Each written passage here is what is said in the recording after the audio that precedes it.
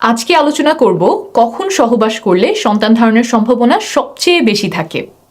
প্রতি মাসে মেয়েদের সাদা স্রাবের 4 রকমের অবস্থা দেখা যায়। প্রথম প্রকারের অবস্থায় সহবাস করলে সন্তান ধারণের সম্ভাবনা খুবই ক্ষীণ থাকে।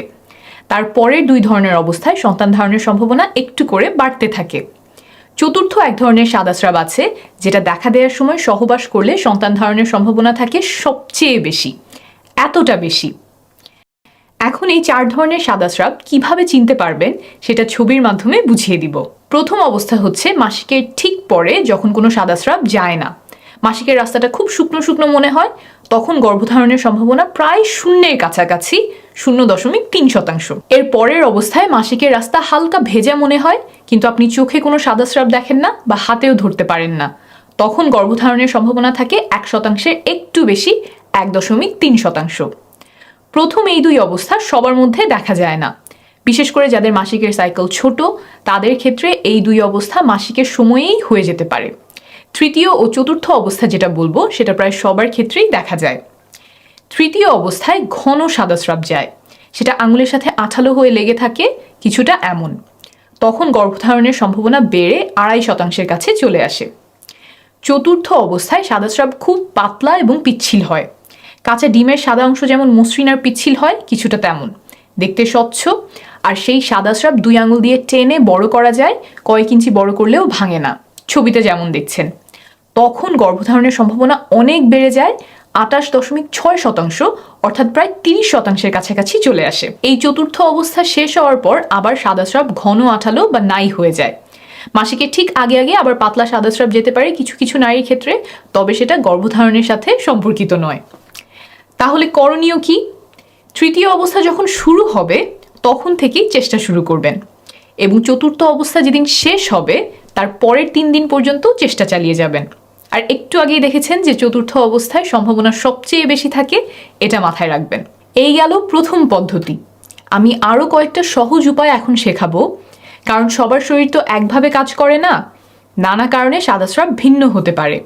কয়েকটা পদ্ধতি যদি বুঝে নেন তাহলে একটা না একটা আপনাকে সঠিক সময় বুঝতে সাহায্য করবে। দ্বিতীয় পদ্ধতিতে চলে যাই, এটা হলো শরীরের তাপমাত্রা মাপা। মাসিকের সময়ে আর মাসিকের পর পর শরীরের তাপমাত্রা কিছুটা কম থাকে। যখন ডিম্বাশয় থেকে ডিম্বাণু বের হয়, অর্থাৎ ডিমটা ফোটে, তখন একজন নারীর শরীরের তাপমাত্রা খানিকটা বেড়ে যায়। না মাপলে এটা সাধারণত বোঝা যায় না, কারণ খুব সামান্য পরিমাণে বাড়ে, 0.2 ডিগ্রি সেলসিয়াস বা 0.4 ডিগ্রি ফারেনহাইটের মতো। আপনি যদি প্রতিদিন শরীরের তাপমাত্রা মাপতে থাকেন তাহলে কখন বেড়ে গেল সেটা আপনি ধরতে পারবেন। এই ক্ষেত্রে একটা রুল মনে রাখবেন, 6-এর পরে 3, টানা 6 দিন কম তাপমাত্রার পরে টানা 3 দিন বেশি তাপমাত্রা থাকতে হবে। একদিন তাপমাত্রা এসে সেটা আবার চলে গেলে তা হবে না, সেটা মানসিক চাপ বা অন্য কোনো কারণে হতে পারে। এই যে টানা বেশি তাপমাত্রা শুরু হলো, এটা শুরু হওয়ার 3য় দিন পর্যন্ত ফার্টাইল উইন্ডো থাকে। এই বেশি তাপমাত্রা যত দিনই থাক ধরে নেবেন 3 দিন পরে ফার্টাইল উইন্ডো শেষ। কিছু নিয়ম মেনে তাপমাত্রা মাপতে হবে, যখন তখন মাপলে হবে না। কখন মাপবেন? ঘুম থেকে ওঠার পরে কোনো কিছু করার আগে বিছানায় থাকা অবস্থাতেই তাপমাত্রা মাপবেন। প্রতিদিন একই সময়ে মাপতে চেষ্টা করবেন, অর্থাৎ নিয়মিত একই সময় ঘুম থেকে ওঠার অভ্যাস করতে হবে। বিছানার কাছেই থার্মোমিটার রেখে দিবেন। আবার আমরা অনেকেই বগলের নিচে তাপমাত্রা মাপি, এখানে সেটা করলে হবে না, মুখের তাপমাত্রা মাপতে হবে। থার্মোমিটার জিহ্বার নিচে রেখে মুখ বন্ধ করবেন। জ্বর মাপার সাধারণ থার্মোমিটার দিয়ে মাপলে এত সূক্ষ্ম পরিবর্তন বোঝা যাবে না, ডিজিটাল থার্মোমিটার ব্যবহার করবেন। বিভিন্ন ফার্মেসিতে অল্প খরচেই এটা কিনতে পাওয়া যায়। এই পদ্ধতিতে ফার্টাইল উইন্ডো কখন শুরু হয় বোঝা যায় না, তবে কখন শেষ হচ্ছে সেটা বোঝা যায়। তাহলে এটা কিভাবে কাজে লাগাবেন? একটু আগেই যে সাদা স্রাবের পদ্ধতি বুঝিয়েছিলাম সেটা ব্যবহার করে সাদা স্রাব যাওয়া যেদিন শুরু হয়েছে সেদিন থেকে চেষ্টা শুরু করবেন, আর এই পদ্ধতিতে তাপমাত্রা বাড়ার 3য় দিন পর্যন্ত চেষ্টা চালিয়ে যাবেন। তাহলে গর্ভধারণের সবচেয়ে সম্ভাবনাময় সময়টুকু কাজে লাগানো হলো। পরের পদ্ধতিতে যাওয়ার আগে একটু বোঝাই কেন মাসের একটা সময়ে সন্তান ধারণের সম্ভাবনা এত বেড়ে যায়। একজন নারীর শরীরে 2টা ওভারি বা ডিম্বাশয় থাকে। প্রতি মাসেই এখানে একটা করে ডিম্বাণু পরিপক্ক হয়।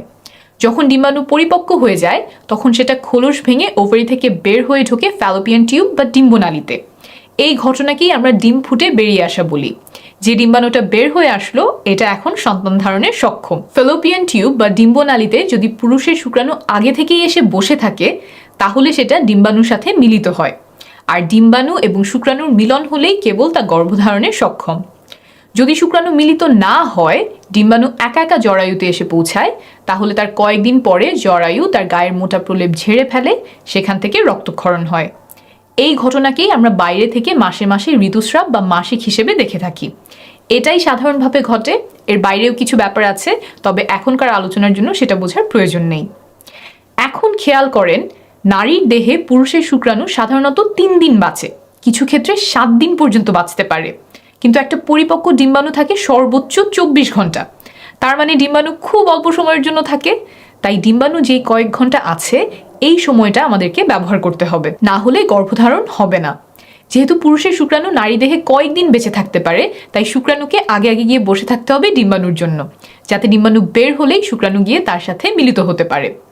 অর্থাৎ ডিম্বাণু বের হওয়ার আগের কয়েকদিন যদি সহবাস করা হয়, তাহলে শুক্রাণু ঠিক সময়ে ঠিক জায়গায় থাকার সম্ভাবনা বাড়ে। আর এই কয়েকটা দিনকেই বলে ফার্টাইল উইন্ডো। এটাই আমরা বিভিন্ন হিসেবের মাধ্যমে ধরার চেষ্টা করছি। এখন আবারও চলে যাই ফার্টাইল উইন্ডো চেনার পদ্ধতিতে। এখন খুব সহজ একটা উপায় বলবো, তবে এটা তুলনামূলকভাবে একটু কম নির্ভরযোগ্য। এই পদ্ধতি ব্যবহার করবেন যদি আপনার মাসিক নিয়মিত হয়। একদম কাটায় কাটায় 1 মাস পরপর মাসিক হতে হবে এমন না। যদি 26 থেকে 32 দিন পরপর মাসিক হয়, তাহলে এই পদ্ধতি ব্যবহার করতে পারবেন। এই পদ্ধতি অনুযায়ী মাসিক শুরু হওয়ার পর 8 নম্বর দিন থেকে 19 নম্বর দিন পর্যন্ত আপনার ফার্টাইল উইন্ডো। অর্থাৎ যদি 1 তারিখে মাসিক শুরু হয়, তাহলে 8 তারিখ থেকে 19 তারিখ পর্যন্ত সময়টাতে আপনার গর্ভধারণের সম্ভাবনা সবচেয়ে বেশি থাকবে। তবে শুধুমাত্র এই পদ্ধতি ব্যবহার না করে সাথে অন্য পদ্ধতিও মিলিয়ে ব্যবহার করার চেষ্টা করবেন, কারণ সবসময় যে 8 নম্বর থেকে 19 নম্বর দিনের মধ্যেই ডিম্বাণু বের হবে এমন নয়। এই জন্যই অন্য পদ্ধতিগুলিও। এখন চলে আসি 4 নম্বর পদ্ধতিতে। এটা একটু কষ্ট করে হিসেব করতে হবে, তবে ভালো কাজ করে। পদ্ধতিটা হলো ক্যালেন্ডারে তারিখ হিসাব রাখা। প্রথম যেদিন মাসিক শুরু হয় সেই তারিখটা ক্যালেন্ডারে দাগ দিয়ে রাখবেন।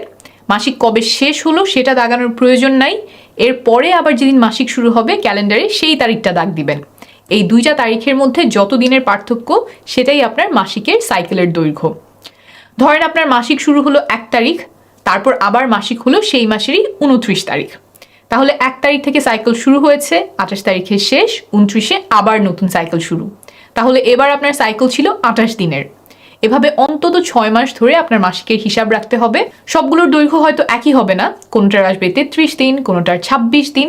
যখন 6টা দৈর্ঘ্য আপনি পেয়ে গেছেন, তার মধ্যে সবচেয়ে লম্বা আর সবচেয়ে ছোট সাইকেল দুটো আপনি নেবেন।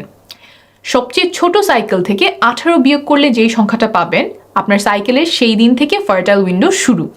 আর সবচেয়ে লম্বা সাইকেল থেকে 11 বিয়োগ করলে যেই সংখ্যাটা আসবে, সেই দিন আপনার ফার্টাইল উইন্ডোর শেষ দিন। একটা উদাহরণ দিয়ে বোঝাই। ধরা যাক আপনার সবচেয়ে ছোট সাইকেল হচ্ছে 26 দিনের। এখান থেকে 18 বিয়োগ করলে হলো 8, অর্থাৎ আপনার সাইকেলের 8ম দিন থেকে ফার্টাইল উইন্ডো শুরু। তারপর ধরেন আপনার সবচেয়ে লম্বা সাইকেল হচ্ছে 33 দিনের। 11 বিয়োগ করলে হয় 22, অর্থাৎ আপনার সাইকেলের 22তম দিন হচ্ছে শেষ দিন। তাহলে মাসিক শুরু হওয়ার পরে 8 নম্বর দিন থেকে 22 নম্বর দিন হলো আপনার ফার্টাইল উইন্ডো। এর যে কোনো একদিন আপনার ওভারি থেকে ডিম্বাণু বের হওয়ার সম্ভাবনা আছে, তাই এই সময়টাতে সহবাস করলে শুক্রাণু আগে আগে গিয়ে ডিম্বাণুর জন্য বসে থাকতে পারবে। মাসিকের সাইকেল হিসাব করার সময় সাধারণত 2টা ভুল দেখা যায়। 1, মাসিক শেষ হওয়ার দিন থেকে অনেকে গোনা শুরু করে, কিন্তু হিসাব করতে হবে যেদিন মাসিক শুরু হলো সেই দিন থেকে। 2, অনেকে পরের মাসিক শুরু হওয়ার দিনটাও গোনে। পরের মাসিক যেদিন শুরু হলো সেদিন থেকে কিন্তু নতুন সাইকেলের হিসাব করতে হবে। ফার্টাইল উইন্ডো চেনার আরও অন্যান্য কিছু উপায় আছে। বাজারে ওভিলেশন কিট পাওয়া যায়, যেগুলো কিছুটা প্রেগনেন্সি টেস্টের মতো প্রস্রাবে হরমোনের লেভেল মেপে বলে দেয় কখন ডিম্বাণু বের হয়ে আসতে পারে। সেগুলোও ব্যবহার করতে পারেন, তবে দাম তুলনামূলকভাবে বেশি। মোবাইল ফোনে কিছু অ্যাপ পাওয়া যায়, যেমন ক্লু, গ্লো ইত্যাদি। মাসিকের তারিখ বসালে তারা ফার্টাইল উইন্ডো হিসাব করে দেয়, তবে এই সবগুলো অ্যাপই নির্ভরযোগ্য না। ব্যবহার করলে আপনার সাইকেলের দৈর্ঘ্য সম্পর্কে একটা ধারণা পেতে পারেন। এছাড়াও ডিম্বাণু বের হওয়ার পরে স্তনে বা তলপেটে ব্যথা হতে পারে, পেট ফাঁপা লাগতে পারে, তবে এই লক্ষণগুলো ব্যবহার করে ফার্টাইল উইন্ডো বের করা নির্ভরযোগ্য নয়। সবার ফার্টাইল উইন্ডো একই সময়ে হয় না, আবার একই মানুষের ক্ষেত্রে এক এক মাসে এক এক সময়ে হতে পারে। মাসিক যদি নিয়মিত হয় তাও। তাই নিজের শরীরের লক্ষণগুলো যেমন তাপমাত্রা, সাদা স্রাব, এগুলোর দিকে খেয়াল রাখলে সময়টা আরও ভালোভাবে চিনতে পারবেন। যতগুলো পদ্ধতি বললাম, এগুলোর কোনোটাই একদম নিশ্চিত করে বলতে পারবে না যে এই সময়েই ডিম্বাশয় থেকে ডিম্বাণু বের হয়ে এসেছে এবং এর মধ্যে সহবাস করলে বাচ্চা হবেই। তবে পদ্ধতিগুলো অনুসরণ করলে, বিশেষ করে কয়েকটা পদ্ধতি সমন্বয় করলে সন্তান ধারণের সম্ভাবনা অনেকটা বাড়বে। মনে রাখবেন, নিয়মিত সহবাস করলে, অর্থাৎ 1 দিন বা 2 দিন পরপর সহবাস করলে 1 বছরের মধ্যে 80%-এরও বেশি দম্পতি সফল হন। তাই 3-4 মাস চেষ্টা করে সফল না হলে ঘাবড়ে যাবেন না, সময় লাগতে পারে। 1 বছর নিয়মিত চেষ্টা করার পরেও সফল না হলে ডাক্তারের পরামর্শ নেবেন। আর নারীর বয়স যদি 35-এর বেশি হয় তাহলে 6 মাস চেষ্টা করার পরেই ডাক্তারের শরণাপন্ন হবেন। আপনার সফলতা কামনা করছি।